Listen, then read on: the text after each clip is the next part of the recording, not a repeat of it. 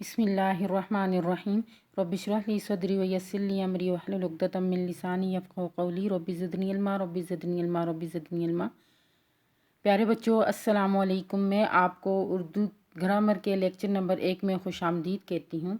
बेटा, लेक्चर की तरफ जाने से पहले साबका वाक़फ़ियत पर एक नज़र। तो मैं आपको बताती चलूँ कि ख़यालात के इज़हार के ज़रिए में हम क्या करते हैं। तो ख़यालात के इज़हार के ज़रिए में हम लफ्ज़ों का इस्तेमाल करते हैं। ठीक है, जब हमें दूसरों से बात करनी होती है तो हम मुलाकात करते हैं। अगर मुलाकात मुमकिन ना हो तो हम क्या करते हैं, ज़ुबानी मतलब मुलाकात मुमकिन ना हो या ज़ुबानी राब्ता मुमकिन ना हो तो हम क्या करते हैं, हम तहरीरी राब्ता करते हैं। ठीक है, यानी तहरीरी राब्ता हम कैसे करते हैं, हम ख़त के ज़रिए जो है हम एक तहरीरी राब्ता करते हैं ताकि हम कहीं दूर जगह पर अगर हमने इत्तला देनी हो या इजहार तशक्कुर के लिए तो हम क्या करते हैं, हम तहरीरी राब्ता करते हैं। ठीक है, यानी जब किसी से बातचीत करते हैं या किसी को कुछ बताना होता है या किसी से कुछ पूछना होता है तो वो तो मुलाकात के ज़रिए हो जाता है, मगर जब हम अपने पैगामात दूसरों तक पहुंचाते हैं तो हम अपने पैगामात दूसरों तक कैसे पहुंचाते हैं, हम ख़त लिखकर एक तहरीरी मुलाकात कहते हैं जिसे आदि मुलाकात भी कहा जाता है। यानी ख़त लिखकर एक तहरीरी मुलाकात करते हैं जिसको आदि मुलाकात भी कहा जाता है।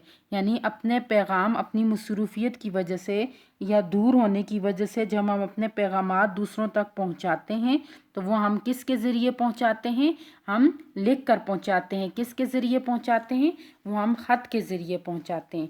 ठीक है, तो आज का जो हमारा उन्वान है वो क्या है, ख़तूत नवीसी। क्या है, ख़तूत नवीसी। तो आज हम पढ़ेंगे ख़त की तारीफ़। बेटा, तो ख़त की तारीफ़ क्या है, जब हम अपने से दूर लोगों से तहरीरी तौर पर बात करते हैं तो उसे क्या कहा जाता है, ख़त कहा जाता है। ख़त किसे कहते हैं, जब हम अपने से दूर लोगों से तहरीरी तौर पर बात करते हैं तो उसे ख़त कहा जाता है। जैसे देखें, ख़त को मकतूब कहते हैं। ख़त को क्या कहते हैं, मकतूब कहते हैं। ख़त लिखने वाले को क्या कहते हैं, ख़त लिखने वाला क्या कहलाता है, कातिब या मकतूब निगार। ख़त लिखने वाला क्या कहलाता है, कातिब या मकतूब निगार। और जिसको ख़त लिखा जाए उसे क्या कहते हैं, मकतूब इले। जिसे ख़त लिखा जाए उसे क्या कहते हैं, मकतूब इले। ठीक है, तो बेटा ख़त जो है जब लिखा जाता है तो उसको लिखने के लिए कुछ उसूल व ज़वाबित जो हैं वो बनाए गए हैं। ख़त लिखने के कुछ उसूल व ज़वाबित बनाए गए हैं। तो ख़त लिखने का सबसे पहला उसूल क्या है, ख़त लिखते हुए यूँ समझें कि जिसको आप ख़त लिख रहे हैं वो आपके सामने है। ठीक है, यानी आप उससे तहरीरी तौर पर बात कर रहे हैं मगर आपने वो जो तहरीर आप दर्ज कर रहे हैं, जो आप ख़त के ज़रिए लिख रहे हैं बातचीत, तो ऐसे लगे कि ख़त पढ़ने वाले को ऐसे लगे कि आप उसके सामने उससे बातचीत कर रहे हैं। ठीक है, मुख्तसर अल्फाज तहरीर में इस्तेमाल करें। मुख्तसर अल्फाज तहरीर में इस्तेमाल करें, यानी छोटे छोटे अल्फाज इस्तेमाल करें, बहुत बड़े बड़े और बहुत मुश्किल, छोटे और आसान और सादा अल्फाज इस्तेमाल करें। ठीक है, छोटे, आसान और सादा अल्फाज इस्तेमाल करें। ख़त छोटे छोटे जुमलों में तहरीर करें, यानी बहुत बड़े लंबे लंबे जुमले ना लिखें, छोटे छोटे जुमलों में ख़त तहरीर करें। नफ्स मज़मून, ये ख़त का एक हिस्सा होता है नफ्स मज़मून, वो मैं आगे आपको बताती हूँ। नफ्स मज़मून पैराग्राफ की सूरत में लिखना चाहिए। जो आप नफ्स मज़मून लिख रहे हैं वो किसकी सूरत में होना चाहिए, पैराग्राफ की सूरत में होना चाहिए। तो बेटा अब हम आते हैं ख़त के हिस्से की तरफ। हमने ख़त की तारीफ़ पढ़ी, फिर उसके बाद हमने ख़त के उसूल ज़वाबित पढ़े और अब हम पढ़ेंगे ख़त के हिस्से। तो मकाम रवानगी और तारीफ़ ये ख़त का सबसे पहला हिस्सा है। ठीक है, हिस्सा पढ़ने से पहले मैं आपको ख़त के मदारिज यानी ख़त के हिस्से बताती चलूँ, आप एक दफ़ा वो देख लें।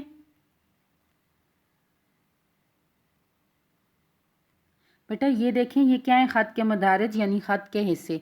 अब ये देखें, सबसे ऊपर मकाम और तारीख़ लिखी गई है। मकाम रवानगी जहाँ से ख़त भेजा जा रहा है वो उस जगह का नाम, और फिर तारीख़ लिखी गई है जिस दिन ख़त लिखा जा रहा है। ठीक है, यहाँ पे क्या लिखा जाता है, अलकाब लिखा जाता है। ठीक है, कोई भी लक़ब जिससे आप ख़त लिखने वाले को पुकारते हैं वो लक़ब लिखा जाता है, अलकाब लिखा जाते हैं।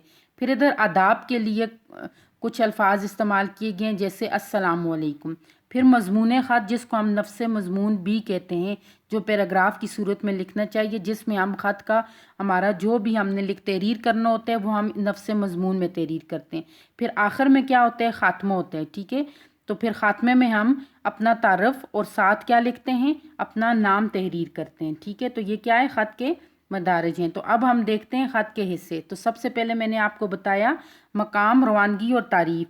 جہاں سے خط لکھا جائے اس مقام کا نام دائیں طرف لکھنا چاہیے اور مقام کے نیچے تاریخ لکھنی چاہیے۔ جیسے دیکھیں اب ہم اسکول سے لکھ رہے ہیں، نور اسکول اینڈ کالج، یہ ہم دائیں طرف لکھ رہے ہیں، ٹھیک ہے۔ اور نیچے ہم تاریخ، یہ کیا ہے؟ یہ مقام روانگی ہے اور یہ کیا ہے؟ القاب، یہ کیا ہے؟ تاریخ ہے۔ پھر ہم آتے ہیں اگلے سٹیپ کی طرف جو میں نے آپ کو بتایا تھا، وہ کیا ہوتا ہے؟ القاب، جو درمیان میں لکھا جاتا ہے۔ جس کو خط لکھا جا رہا ہو یعنی مکتوب علیہ، جس کو ہم خط لکھ رہے ہیں مکتوب علیہ کو جن الفاظ میں مخاطب کیا جاتا ہے انہیں القاب کہتے ہیں۔ القاب کیا ہوتے ہیں؟ یعنی جس میں ہم مکتوب علیہ کو مخاطب کیا جاتا ہے، یعنی اس کے لیے جو ہم الفاظ استعمال کرتے ہیں وہ کیا ہیں؟ القاب کہلاتے ہیں۔ القاب جو ہے ہمیشہ مکتوب علیہ کے رتبے اور عمر کے مطابق ہونے چاہیے۔ جیسے میرے پیارے ابو جان، ٹھیک ہے، آگے یہ علامت ہونی چاہیے ندائیہ، میرے پیاری امی جان، میرے پیارے دوست، یعنی جس کو بھی لکھ رہے ہیں۔ پھر دیکھیں پھر آگے کیا آتا ہے؟ آداب۔ آداب میں کیا آتا ہے کہ آداب میں القاب کے ساتھ ہمیشہ مناسب آداب لکھے جاتے ہیں۔ کیسے؟ دیکھیں سلام، تسلیم یا السلام علیکم، ٹھیک ہے۔ آداب میں کیا آتا ہے؟ سلام، تسلیم یا السلام علیکم۔ اس طرح خط کا مضمون السلام علیکم کے بعد وہ تمام ضروری باتیں لکھنا شروع کر دیں جو آپ لکھنا چاہتے ہیں۔ خط میں کوئی غیر ضروری بات نہ لکھیں۔ خط میں کوئی ایسی بات بھی نہ لکھیں جو پڑھنے والے کو بری لگ سکتی ہو۔ اپنا مقصد نہایت سادہ اور عام فہم انداز میں یعنی آسان انداز میں لکھنا چاہیے۔ خط میں بزرگوں کو ہمیشہ ادب سے مخاطب کرنا چاہیے، چھوٹوں کے لیے محبت اور شفقت کا لہجہ اختیار کرنا چاہیے۔ پھر اختتام کیسے ہونا چاہیے؟ جب خط کا اصل مضمون ختم ہو جائے تو آخر میں خط لکھنے والے کو اپنا نام لکھنا چاہیے، ٹھیک ہے۔ اور اپنا نام کس طرف لکھنا چاہیے؟ بائیں جانب لکھنا چاہیے۔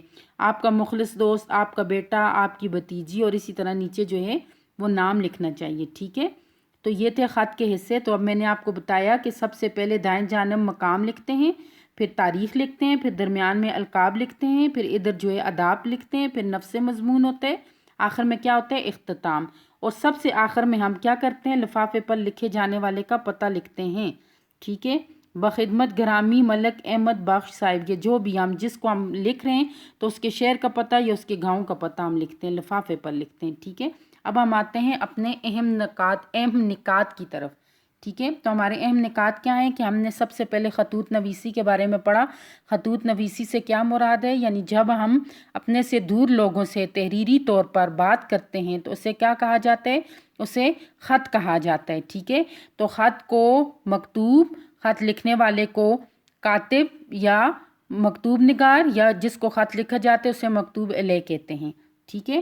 تو خط کی تعریف میں نے آپ کو بتائی کہ خط جو ہے وہ تحریری طور پر بات کرنے کو کہتے ہیں، ٹھیک ہے۔ خط لکھنے کے اصول و ضوابط۔ تو خط لکھنے کے اصول و ضوابط کیا ہیں کہ خط لکھتے ہوئے آپ خط لکھ رہے ہیں جس کو تو ایسے لگے جیسے آپ اس کے سامنے موجود ہیں، مختصر الفاظ تحریر کریں اور جملے جو ہیں وہ چھوٹے چھوٹے ہونے چاہیے اور نفس مضمون کیا ہونا چاہیے؟ پیراگراف کی صورت میں۔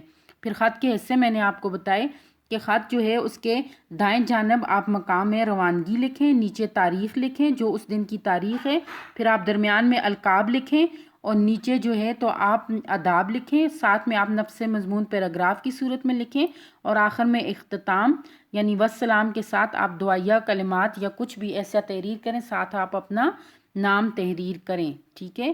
تو سب سے آخر میں جب آپ خط لکھ لیں تو جس کو آپ خط بھیج رہے ہیں، ٹھیک ہے، مکتوب علیہ جس کو خط لکھا ہے، ٹھیک ہے، اس کا نام اور پتہ خط کے لفافے میں ڈال کر اس کے اوپر اس کا مکتوب علیہ کا نام اور پتہ ضرور تحریر کریں تاکہ بآسانی جو ہے خط جو ہے اس تک پہنچ سکے۔ تو بیٹا اب ہم آتے ہیں اپنے گھر کے کام کی طرف۔ تو گھر کا کام کیا ہے آپ کا کہ پہلے تو آپ نے 31 اگست کو جو آپ نے اپنی جو آپ کی نیٹ نوٹ بک ہیں وہ آپ نے اسکول میں سبمٹ کروائی ہیں، ٹھیک ہے۔ اگر جنہوں نے نہیں کروائی تو وہ ضرور اپنی نوٹ بک جو ہے اسکول میں سبمٹ، نیٹ نوٹ بک جن پہ ہم اگست کے مہینے کا آن لائن کام آپ سے ہم لوگ کروا رہے تھے، ٹھیک ہے، تاکہ اگست کے منتھ کا آپ کا رزلٹ بن سکے اور وہ رزلٹ جو ہے 5 کو اناؤنس ہوگا۔ تو آپ نے سیٹرڈے کو، ٹھیک ہے، آپ نے سیٹرڈے کو کیا کرنا ہے کہ اپنی نیٹ نوٹ بک اور ساتھ ہی آپ نے جو ہے تو اپنا رزلٹ جو ہے وہ اسکول سے کلیکٹ کرنا ہے، تاکہ نیکسٹ منڈے سے ہم آسانی سے آپ کو دوبارہ سے نیٹ کاپیوں پر کام کروا سکیں۔ تو آج آپ کا گھر کا کام کیا ہے کہ خط کی تعریف، خط لکھنے کے اصول و ضوابط آپ نے یاد کرنے ہیں، اور خط کے حصے خاکہ بنانا ہے۔ کہاں پہ خاکہ بنانا ہے؟ پریکٹس رجسٹر پہ، تاکہ آپ خاکہ بنائیں تو آپ کو خط لکھنے کا طریقہ جو ہے وہ بآسانی سمجھ آ سکے۔ اوکے بیٹا، اپنا خیال رکھنا ہے۔ اللہ حافظ۔